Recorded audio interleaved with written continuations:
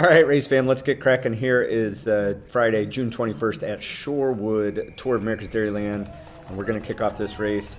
And it is currently dry weather, which is great, but that might change a little bit. Actually, it doesn't change a ton, but it changed enough for me to use that as an excuse. So there you go. Okay, here we go on the first lap. Now, my goal today was to get a good starting position, which I did. Check.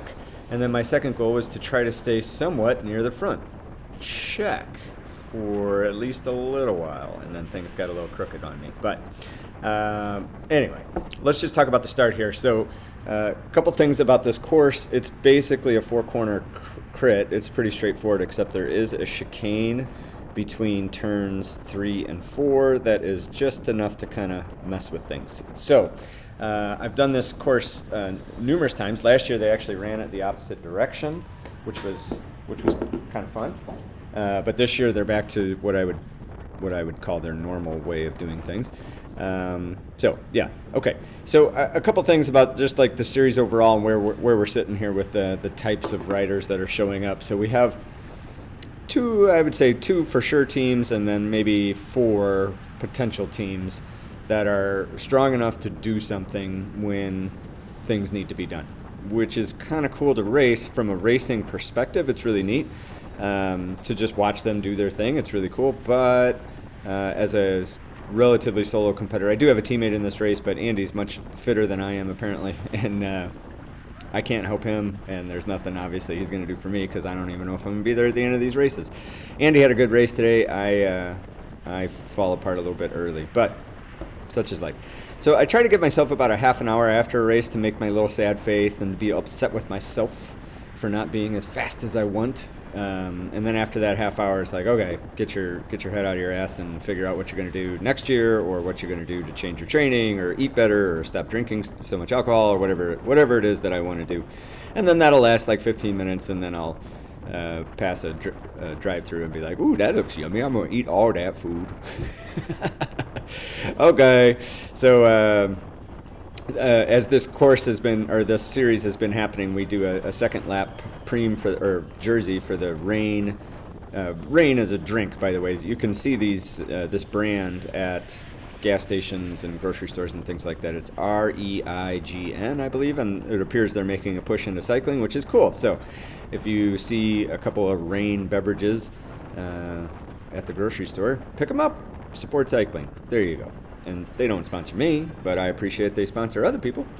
And same goes with everybody, right? Like if you see a sponsor on somebody's jersey, like there's a company that supports cycling. So do your best to try to give them some business.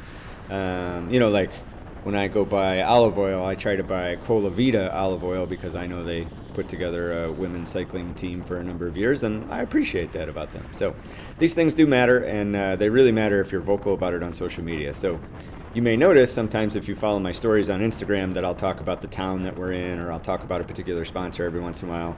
And that goes a long way to help the organization be able to leverage that to be able to come back to these places. And then, of course, if you're sponsored, like I am a little bit sponsored by The Feed, that's a great opportunity to go to The Feed and purchase some of your goos and gels and hydration mixes and things like that, because they support a lot of cyclists. With a couple of credits here and there to keep us going. So that's pretty cool.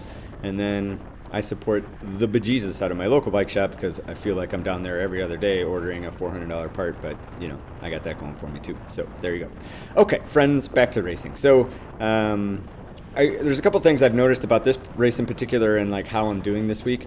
I feel like I'm losing my nerve, or at least hopefully temporarily losing my nerve on some of these turns. It's just, and I think that is still the same symptom of just not racing enough, that I'm not bombing these turns with speed. I know I'm not pedaling through some of these turns, and I know that I can pedal through these turns, but I'm just not. So this is costing me an elastic gap every single turn, and that just has an effect, right? So this is I'm going to burn a match here. I don't know if this was wise, but I am going to do it. And then you'll see in another minute or two, like I contribute tactically for all of 10 seconds to Andy's success. This is a pretty half-assed contribution, but it's something. It's all I got from this race, really.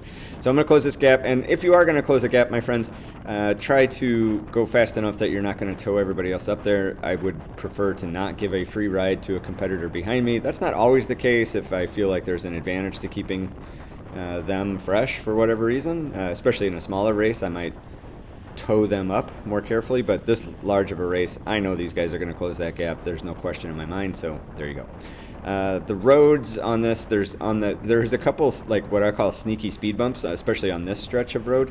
And if I pre-rode the course, thankfully, because there's a couple of these things that if you're just not holding the bar with concentration, it could definitely pop your hands off the bar. And then the turn, in turn 2, there's a manhole cover there which was loose. That about halfway through the race, I noticed like if somebody hit the manhole cover, which you kind of have to do sometimes, it's popping up like about a half an inch on the other side. So that definitely had my attention at some point once I finally noticed that. So there's teammate Andy, and you see there's just the tiniest little move going up the road. There's a methods person, an ABD person, and me, and I think all three of us are content to let that happen, because there must be an ABD rider, there must be a methods rider, but one would surmise there was not a Texas Roadhouse rider, which is why I believe that was Chad, is going to hit that gap, and then we're going to get some more eager beavers up here shortly to close that gap. This would have been great for Andy, it would have been great for me.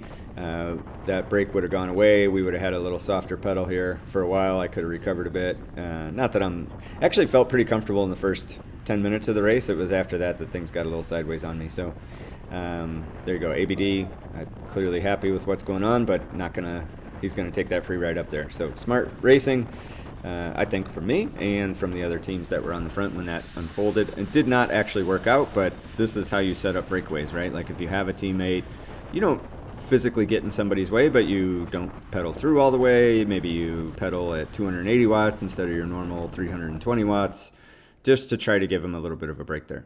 So I put this section in ultra fast forward because I just kind of want to show you the problems I'm having with cornering lately. And again, I think it's just I just have not raced enough this year to feel comfortable ripping these turns. So I'm very near the back, and this is great, right? Like I'm going to gobble up a bunch of spots, cool, and more cool. And actually what happened, I got to go back for a second, when I was letting that brake try to form, and then I didn't start accelerating when people were going around us as quickly as I needed to, that generated maybe 15 riders getting in between me, and eventually they closed the brake. So now I'm 15 plus whatever was in the brake, which is probably 8. So now I'm like 22 riders back instantly because I didn't think to close the gap as those other riders were going around me to close to the brake. Ooh. So little mistake like that can be pretty costly. Now I say all that, but then like halfway through the race, Bahati's back there just bopping around doing his thing, and then he's like, oh, I'm going to go up front. So he goes up front, right? So I don't know. If you got the fitness, you can still go wherever you want. So maybe positioning isn't that critical if you have the fitness or the race knowledge. I guess I would say Rasan certainly has the race knowledge. I hope he has the fitness. I don't really know. But the results of this race would indicate that he does have the fitness. He's just so confident to bop his way through the field and to get to where he needs to be. It's pretty impressive. And I was just following him for a little while. He sits up so high up on his bike, and it's just, I feel like he's massively relaxed compared to how everyone else is stressed out. And I just feel like that's got to add up at some point. But, you know, try as you might to get yourself to relax. It's not quite as easy as just telling yourself that. So here's what's going to happen in this race. You can see all these riders. I think I'm pretty far back now, right? And all these riders have continued to pass me in all these turns if you've been watching, right? And so that's just going to be frustrating. And then the rain's going to pick up just a touch more. And I had in my mind, like, you know what, if it rains, I'm not into it. I mean, what's the point of racing in the rain if I'm going to get 35th position, risk crashing, damaging kit, damaging bike, damaging body for 35th place? Like, I just don't see it. So now it's starting to get a little bit moist on the ground, but still it's fine. It does get worse. But this is long about the time where I start thinking like, okay, I don't really want to do this anymore. So we're 32 minutes into this 50-minute race, and I think I'm kind of checking out mentally. And there is a surge here, or a bubble at some point where I'm like, oh well, maybe I'm doing okay. Maybe I'll be okay. Cycling is such, especially kart racing, is such a head sport that it's hard to even describe unless you're doing it. Which I guess anybody watching this channel is definitely doing it. But there's so much self-psychology. I'm just making up a term, but that's what it feels like. I'm sure there's a better word for it, but I'm struggling with it. So somebody fill in the comment. What's the word I'm looking for? I don't know. Just psychology? My own psychology? I don't know. Ugh, I just turned stupid, just like that. So not only am I slow on a bike, I am completely moronic. So, all right, there's raindrop on the camera lens. Proof that it was actually raining. And my kit was soaked when I was done, so I'm like, oh no, it actually did a little rain. And I think it was mostly mist. It wasn't like we didn't get drops necessarily, but it was misty enough. And I will tell you this, when I got off the bike, put my tennis shoes on and walked around the course, oh my gosh, that painted area was insanely slippery. All right, this is where I'm definitely pulling the plug. I am out of there. But what happened is I got back to the car in time to capture the last few laps, and there's some interesting things from there. So we're going to watch the last couple laps of the leaders in this race finish up. Okay, bye. I want to add that Shorewood is a really cool town. So if you get a chance to go to Shorewood, check out all the shops and restaurants and stuff. It's such a cool vibe down at this race too.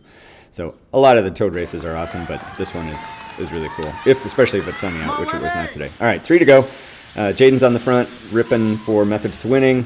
I would assume that he's pulling for Sharon, but then Sharon pulled out early. I'm not sure when, but I saw him around the infield when I was. 2 to go. Now you see 2 riders go up the road. And that's a great move because with Texas Roadhouse forming up 4 or 5 riders on the front, like it's the only thing you can do. They're still on the front. And I got to say, this Texas Roadhouse guy that went through, he was a full-on suffer face trying to pull these guys back. I think he pulled for another corner or 2 and then switched out, so they had 3 more riders to go as they went in the last lap. And here is Rasan taking the win in a sprint. That is Shorewood. See you tomorrow.